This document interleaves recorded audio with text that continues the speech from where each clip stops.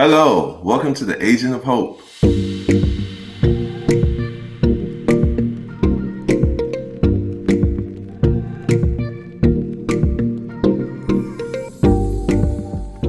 Today, I want to introduce you guys personally to a good friend of mine, Débora Menieur Núñez. She's been a very big part of everything I've been doing here with Agent of Hope and with the Hope for Us charity. I wanted you guys to learn more about her. So, Débora, first of all, I know I probably butchered your name a little bit. So can you please pronounce your name correctly to everyone? Yeah. My name is Débora Menieur Núñez. I tried, though. I really tried. I'm nervous. I don't know why. I'm the one interviewing. Can you please tell them also where you were from? Well, I am Puerto Rican and Dominican. I was born and raised in Puerto Rico, but I also have a family from the Dominican Republic, so I am proud of both of my cultures. I love Puerto Rico. We all know this. Definitely a beautiful island. I still haven't been able to go to the Dominican yet, but hopefully one of these days I will. I know that you really like to help people, which is why you've been able to come on board with me to help start the Agent of Hope. You are the National Director of the Hope for Us charity in Puerto Rico. You've been an instrumental part of helping many children, and I applaud you for that. And without your help, it would be, I don't know where I would be, honestly. Just tell us, what made you want to help? Well, for me, helping and serving others, it's part of the values that I learned from my mom. She taught us that the best way to live is to serve others. So when I heard about the efforts that I wanted to do on the island, I just wanted to facilitate delivering supplies to kids in Puerto Rico and finding ways to support people in the island from the perspective of finding out what they wanted help with. So I just started working. Your mother is a teacher, so I know she's come to help us out a lot also with some of the things that we didn't understand so much with the education sector. My mom is a very passionate teacher. She was actually a teacher of the Department of Education in Puerto Rico for 18 years. One of the things that she did really amazingly, and I always admire her for, is the way that she taught kids in first grade how to read. For me, it was always pretty interesting to see her teach others. And I think having the privilege of seeing my mom in action kind of inspired me to love education. And for me, education is the way that opens the doors of opportunities. So whatever I can do to help and support that, I'm always there for it. I agree with you on all those things. You've told us about your mother, which is a teacher. Tell us more about your father and your siblings. So my father is from the Dominican Republic, and I have two sisters and a little brother. And my dad is a business owner. He has been a business owner since I was a kid, and he kind of has developed different ventures. He had a car painting business in Arecibo, and then when he moved back to the Dominican Republic, he now owns a restaurant. So he's kind of the business person in the family, and it's because my grandma in my Dominican side has owned a store for over 40 years. So kind of the entrepreneurial salesperson of myself comes from my dad. And then my middle sister is actually studying science, and she is super smart. And my little sister just restarted university, and she's studying to be a special education teacher. And my little brother, well, he's just young, and I just expect him to be happy. I'm sure he'll end up being as great as all of you guys. Well, the next question I do want to ask you is, what does hope mean to you? So for me, hope is the way that we can inspire others to open the doors of opportunities and find different solutions to whatever situations they're facing at the moment. So for me, hope is a very powerful tool, and it's literally key, because when you have hope, you believe that there is a better tomorrow. So today you go out and put in the work to make tomorrow a better place. I want to let the people know that, you've won a big, prestigious award. You were a Truman Scholar, the first Truman Scholar of your campus. I went to the Inter-American University of Puerto Rico in the Arecibo campus. And how does that make you feel, though? to be the first. When you are the first, I think that you have the responsibility of making it known that I'm the first, but I shouldn't be the last. I'm the first, but I shouldn't be the only. When I went up the stage to receive the certificate that I had won the award, everything paused for a few seconds, and the responsibility and the privilege kind of washed down on me of, wow, you are the first. But this means that there are other people in your university that might one day earn this as well. You just opened the door. So you have to do everything that you can to remind other students in your campus and in your community that they can earn something like this as well. One of the things that I want to point out about the Truman Scholarship is that it's not just an award. You get a community, and you get a community of people who are really determined and really passionate about changing the world in their own way. Because some are into business, some are into art, some are into government, some are into education, some are writers, and it's just such a diverse group of people that want to change the world in their own way, and they just want to make the world a better place. And that you're going to be one of them. And you are one of them. Thank you. I never see anything that I earn or anything that I accomplish as proof of how amazing I am, because for me, I'm just a normal person that just works really, really hard. But I really think that if what I have achieved in life can inspire somebody else to go after their dreams and go pursue things, that's what matters.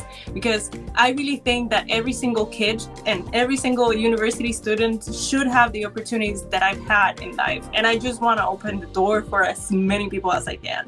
So if receiving this award enables me to do that and enables me to support someone's dream and inspire them into fighting for it and believing it's possible, then that's the award itself. I think it's a beautiful thing. I would be blessed to have won an award such as that. I mean, it opens a lot of doors for you, in terms of not only networking, meeting different types of people. It's just that you can go and tell your children, I was a Truman Scholar, and now I get the honor to tell my future children, I worked with a Truman Scholar. Like, that's pretty awesome. I really think that's pretty awesome. I know I don't tell you that enough, but I think that's really awesome. What would you like your lasting impact on this world to be? I really think that the lasting impact that I want to have in the world is at least inspire.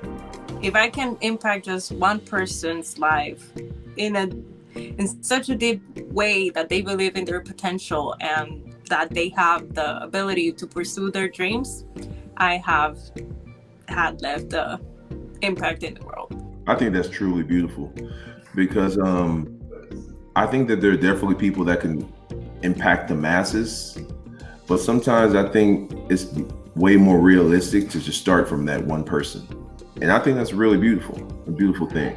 Well, let's take more of a lighter approach to this, getting to know Débora. Let's ask more fun questions. Like, I know I'm the goofy guy. You are. Do you think that you're a better dancer than me? You do? I do. Do you think you're a better cook than me? I do. Okay, so when we're talking about cooking, what kind of foods do you like to cook then? So I love to cook Puerto Rican and Dominican food. I also like to try out different cuisines. I have tried Mexican cuisine. I've also tried Italian cuisine. I have a little bit of Asian cuisine as well that I was taught by some of my former housemates when I was on exchange, and they taught me how to do some traditional dishes. So yeah, I think if we were into a cookout, I kind of could outcook you. Pretty sure. What's your go-to meal to cook? Okay, so my go-to meal to cook is I do pasta. I do Alfredo pasta, but I do it from scratch. So I do my own sauce, and I do it with chicken, but I kind of grill the chicken and I kind of mix it up with some of Puerto Rican seasonings and the Alfredo. It's really good. So that's my go-to. I might have to try that one day. Okay, that's nice. And in terms of dancing, I know I'm better than you at dancing because one, I've seen you dance. It was hilarious. And two, You were dancing in a store. That was hilarious. I think that I'm a pretty good dancer. But do you dance bachata? Bachata is my favorite dance. Do you Besides dance- different African dances, bachata is my favorite dance. Oh, by the way, this is Angelo, guys. This is my little guy, Angelo. Sorry for him interrupting. Go ahead. So do you dance merengue? I tried. You try. Do you dance salsa? Definitely. I'm still learning though, but I definitely do it. Okay. And have you tried to do samba? Yes. Do you know how to Because samba? samba is not only, let's not say samba is not only a Latina dance. They I do it know. in Africa too. Okay. Yeah, I got all that. I got Okay. all that. Okay. But That hold on. means- When did we flip the table and you start interviewing me? Oh, I don't know what you're talking about. I'm not interviewing you. I'm just asking. No, we're gonna get back to the regular format and get back to interviewing. That we should stop asking questions for competition because we're here to inspire hope, not challenges. But I do challenge you to a dance out and a cookout. And I accept. I'm getting a nice reading that there's no way possible that you can ever beat me in dancing. I don't believe you, but we'll see at the dance off. Do you want to tell the people the funny story of how me and you met? I don't know.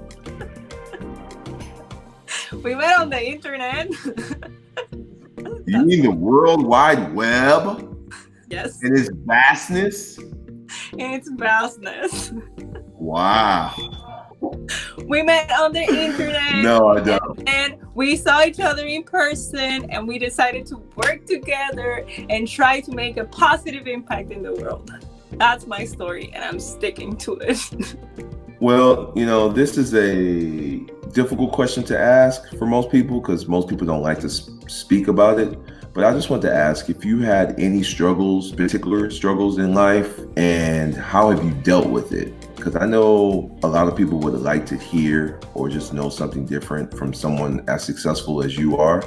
So I'm just hoping that you can maybe help someone out indirectly by answering this question. Well, in terms of struggle, I have experienced different types of struggle. My family used to be really, really poor. The way that I learned through my family about how to overcome troubles and struggles is that you're the owner of your life and you are responsible for your future, right? So even though when I was growing up on my dad's side, my family was extremely poor, we were able to just push through it. And I'm gonna create context here. On my dad's side, when I used to be a little girl, my great grandmother still used to have outhouses. This was probably 20 years ago. One of the things that I really, really, really admire about my grandma is that she found a way of sending everyone she could to university and providing them with an education. And I saw my family grow their income from poverty into riches. And in my household, even though I have a good relationship with both my mom and my dad, my mom was the primary caregiver. So she was the one that was at home. So it was basically her raising 3 daughters. I see myself as the result of their sacrifices. So although I did pass several struggles with money, with abuse, with different things, I was able to heal my past and get past it. And not in a way of pretending that it doesn't exist, but in a way of how does this can help me become a better person, and how this experience can help me help someone. Because the truth is that we all have struggles in life. If we're trying to achieve something, it means that we haven't done it yet. So it means that we are challenging ourselves to get out of our comfort zones, to build something or work for something.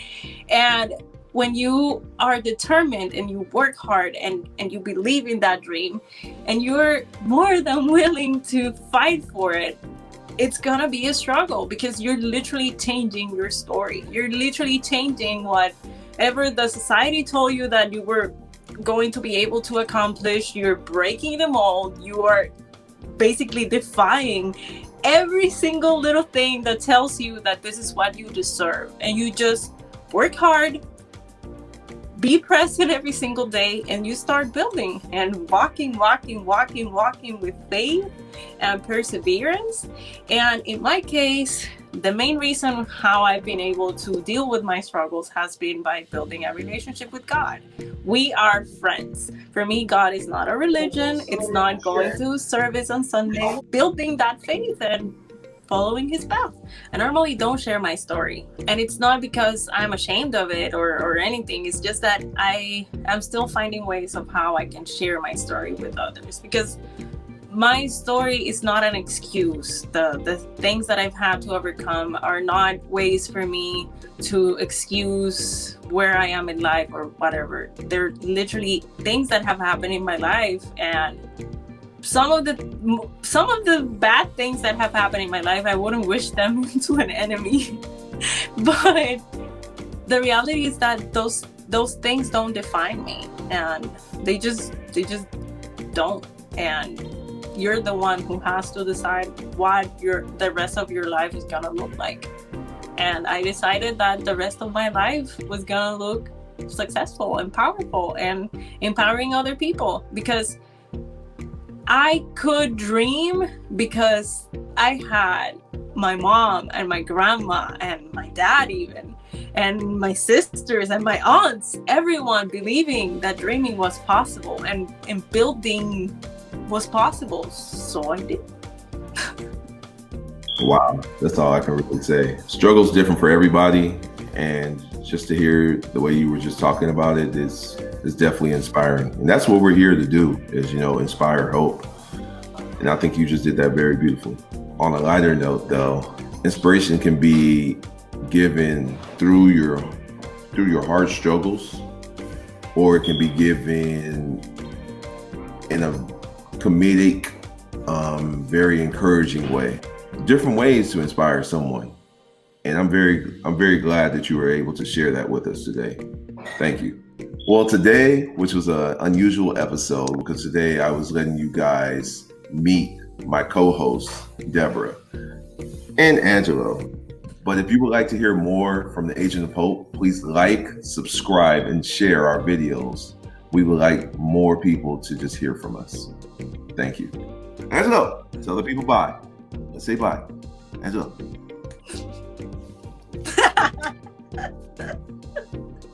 Bye. It says bye, everyone.